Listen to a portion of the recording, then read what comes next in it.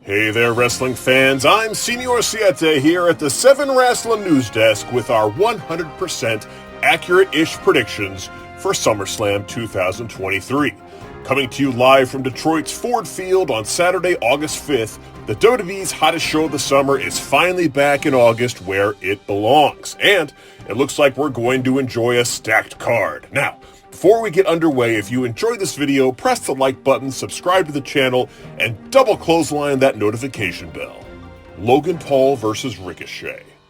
Let's start off with a wild one. The social media superstar and the one and only have been hovering around one another ever since that insane clothesline spot at this year's Royal Rumble. They of course followed that up with the ugliest Spanish fly of all time at Money in the Bank, and now here we are. Just lucky they're both alive. How will they top those two jaw-dropping moments? Who knows? Honestly, if they both leave the stadium under their own power, that's gotta be considered a win. And speaking of win, surely it's time for Logan Paul to get his hand raised again so he can move on to higher profile matches. He can't lose all the time. How confident are we in this? Let's call it a 9 out of 10. Ronda Rousey versus Shayna Baszler. Before we get into this, I thought I knew how to spell Baszler when I was making that graphic. I was way off. Fortunately, I fixed it. Well, this one certainly came out of nowhere with Shayna knocking the rowdy one out for no discernible reason at Money in the Bank, and thus costing herself the women's tag team title. Way to make those belts seem important, team. For whatever reason, they're fighting. We're a little bit excited to see it because we're hoping for some of that Kurt Angle, Chris Benoit level mat wrestling. We don't really get to enjoy that a lot these days.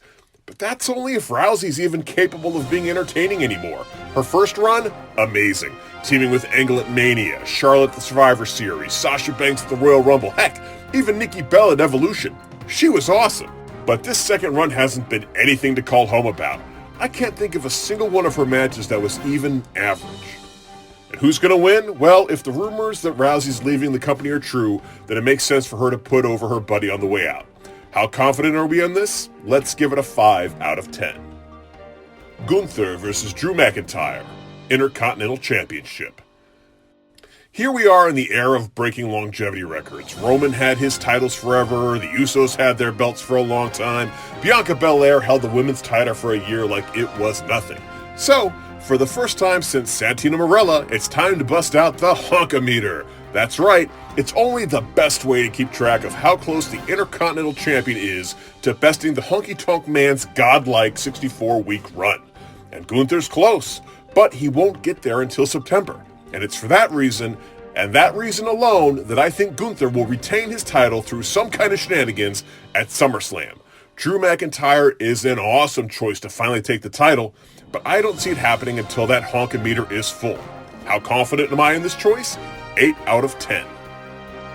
Random Ass Battle Royal. What? So Theory Escobar's not on the show, but this is, what's he? I don't know.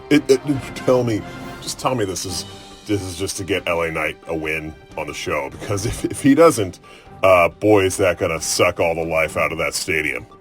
I'm gonna give this a 1 out of 10 because I don't trust them on doing anything right when it comes to LA Knight. Trish Stratus versus Becky Lynch. You know what's a great forgotten match? When Aleister Black and Velveteen Dream had a white-hot feud because Aleister Black refused to say the Dream's name. And yes, I get I've name-dropped Chris Benoit and Velveteen Dream in this video already. I'm not super proud of it. But the whole point of the match was that Dream hated that Black wouldn't acknowledge him.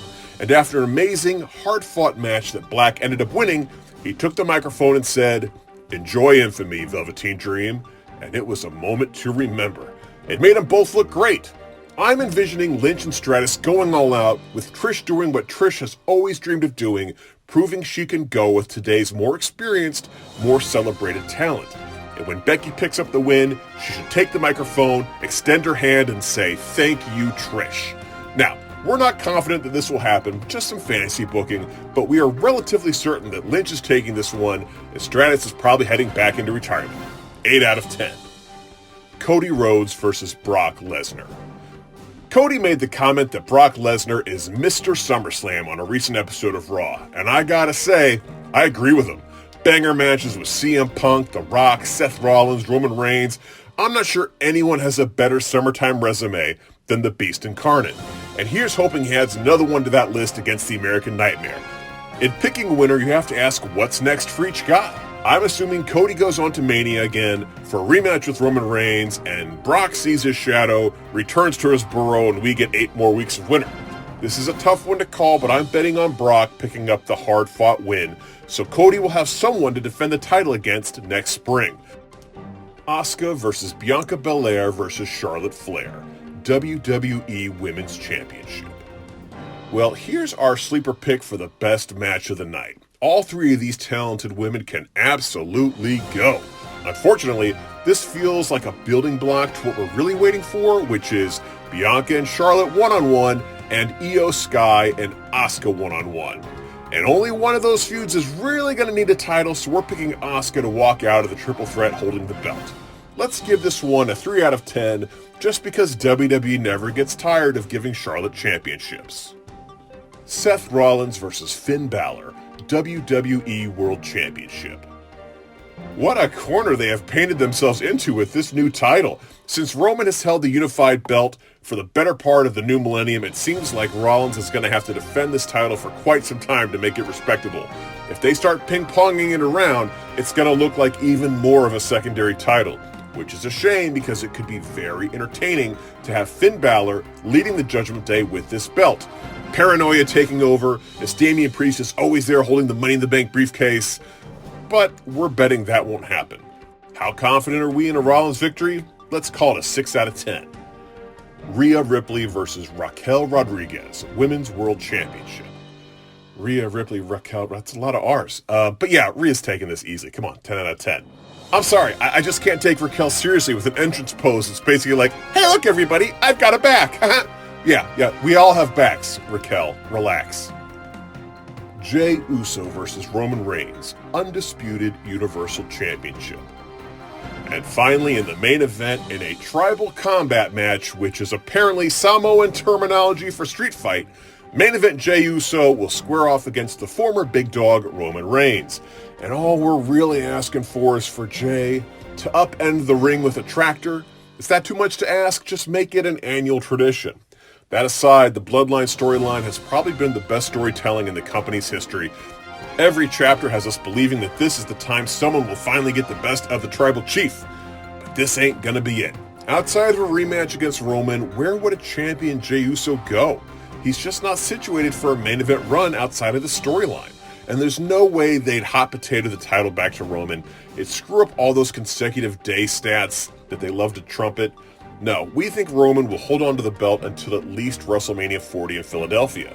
The real question is, will Jimmy be the one to cost Jey the title? How confident are we in this match? 10 out of 10. How confident are we that Jimmy will return to the Bloodline to be the new tribal chief in waiting? Less so. Let's say 3 out of 10. Well, there are our 100% accurate-ish predictions. Did we screw any up? Let us know in the comments section below. Also, do us a favor, like the video, subscribe to the channel, press that notification bell. Until next time, I'm Senior Siete here at the 7 Wrestling News Desk saying bye-bye.